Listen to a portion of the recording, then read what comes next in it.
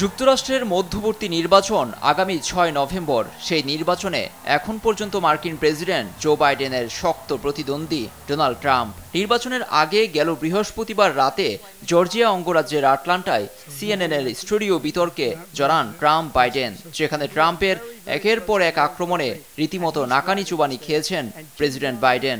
এ নিয়ে সমালোচনা চলছে নিজ দল ডেমোক্রেটেই।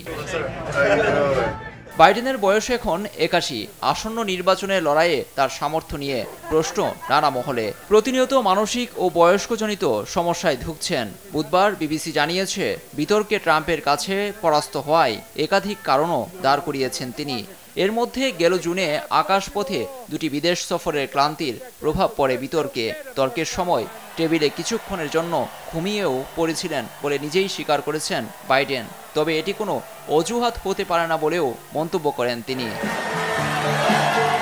ওই বিতর্কের পর আসন্ন নির্বাচনে প্রতিদ্বন্দ্বিতায় কতটুকু সফল হতে পারবেন সেই প্রশ্ন তার দল ডেমোক্রেটের ভেতরেই। এ নিয়ে মঙ্গলবার টেক্সাসের প্রতিনিধি পরিষদের সদস্য লয়েড ডগেট বলেছেন, এবার বাইডেনকে নির্বাচনের দৌড়ে থেমে যাওয়া উচিত। তিনি প্রকাশ্যে প্রথমবার এমন মন্তব্য করলেন। বাইডেনের দলের ভেতরে কেউ কেউ বলতে শুরু করেছেন তার উচিত দেশাত্মবোধের পরিচয় দিয়ে সরে দাঁড়ানো।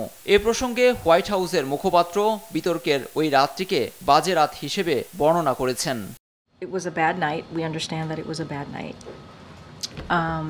And the president has spoken. নির্বাচনের দৌড়ে এক ধাপ পিছিয়ে যাওয়ার জন্য বিতর্কের এই রাতটি দায়ী। আমরা জানি বিতর্ক তেমন একটা ভালো করতে পারিনি।